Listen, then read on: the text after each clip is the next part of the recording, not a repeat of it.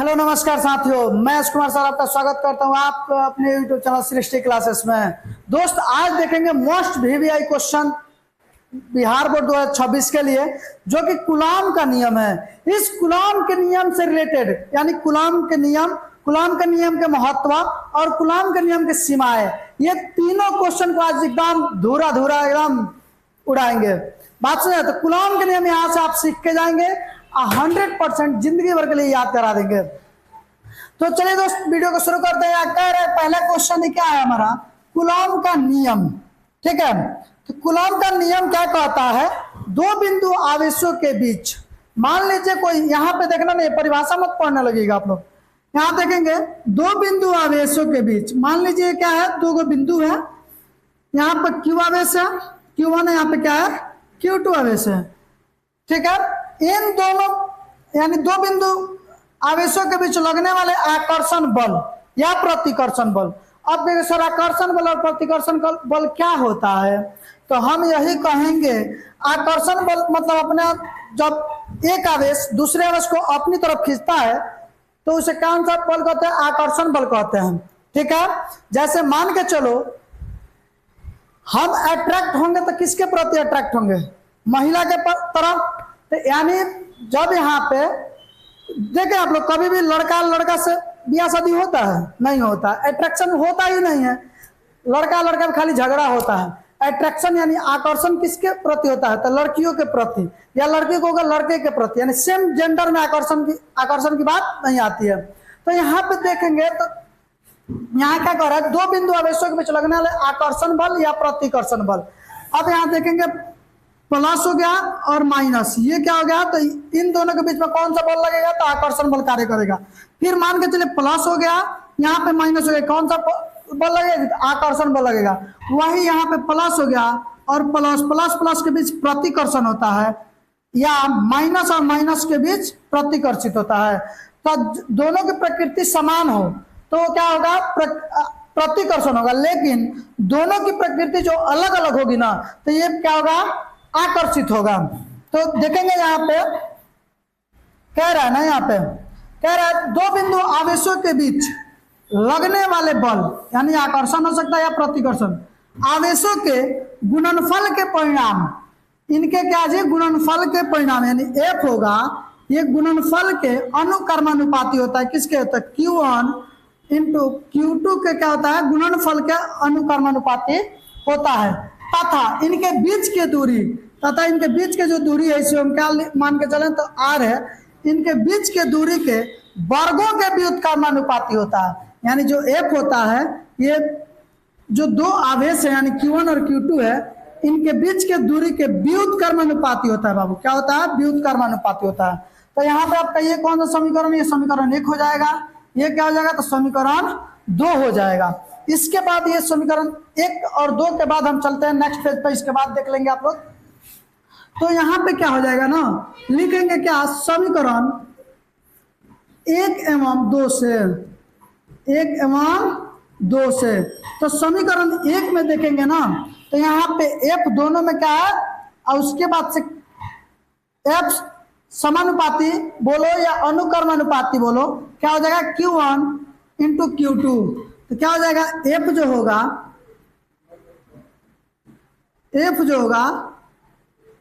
Q1 into Q2, और उसके बाद से देखेंगे तो ये यानी इनके दूरी के वर्ग के व्युत्क्रमानुपाती होता है। तो क्या हो जाएगा, इंटू में क्या हो जाएगा, 1/r का स्क्वायर। हम इसको क्या लिख सकते हैं, F समानुपाती Q1 इंटू Q2, और ये क्या हो जाएगा, बट्टा में R स्क्वायर हो जाएगा।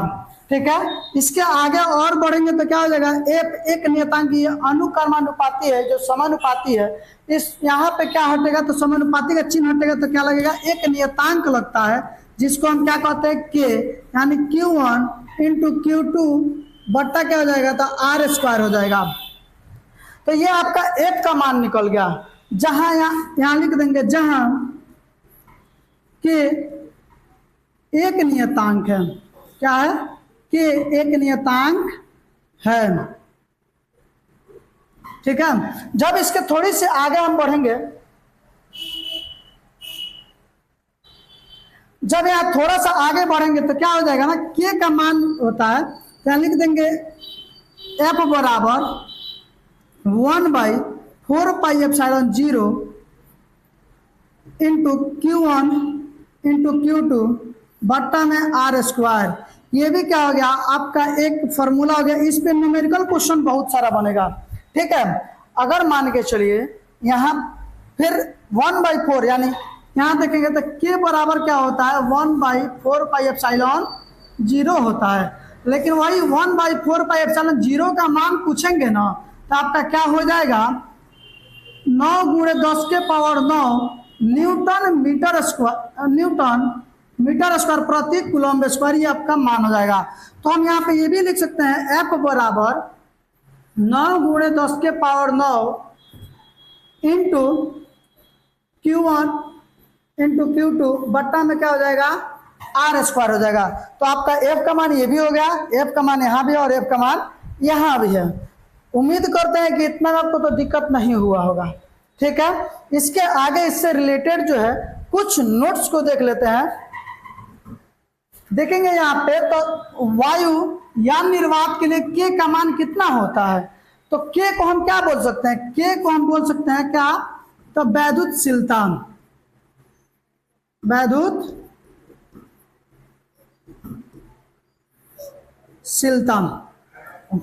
के को हम क्या कर रहे हैं वैद्युतशीलता। तो वही क्वेश्चन पूछा वायु या निर्वात के लिए के का मान कितना होगा जी, तो 1 होता है।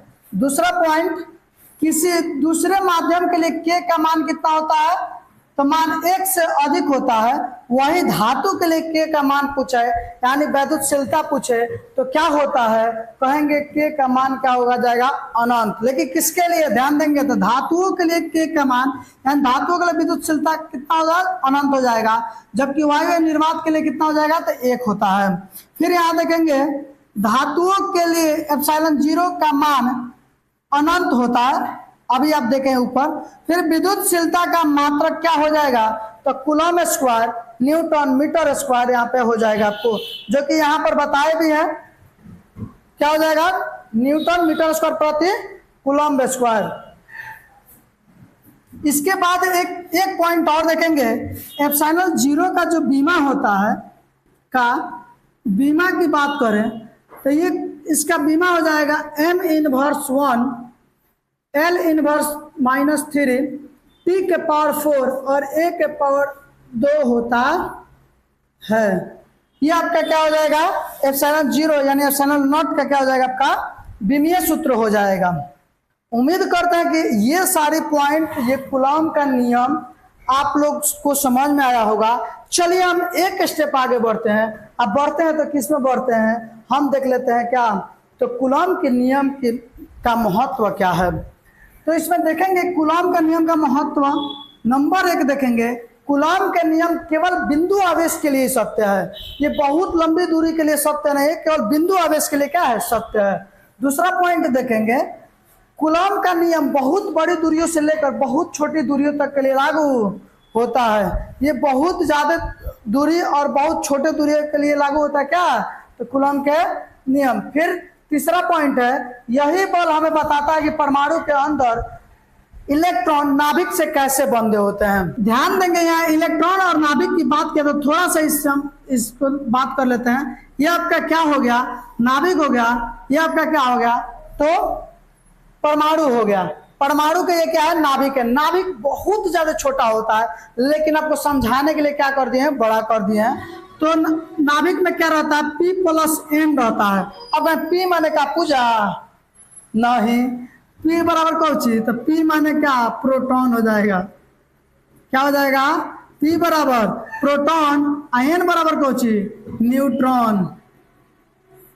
ठीक है, तो प्रोटॉन प्लस न्यूट्रॉन रहता है उसके नाभिक में। आज जबकि उसकी कक्षाओं में चक्कर कौन लगाता है, तो उसकी कक्षाओं में आपका इलेक्ट्रॉन चक्कर लगाता है, इसलिए यहाँ पे ई क्या हो जाएगा ई यहाँ पे होगा क्या इलेक्ट्रॉन। तो कूलम्ब नियम हमें बताता है कि इलेक्ट्रॉन जो होते हैं नाभिक से कैसे बंधे होते हैं। उम्मीद करते हैं कि आपको महत्व अभी क्लियर हो गया होगा।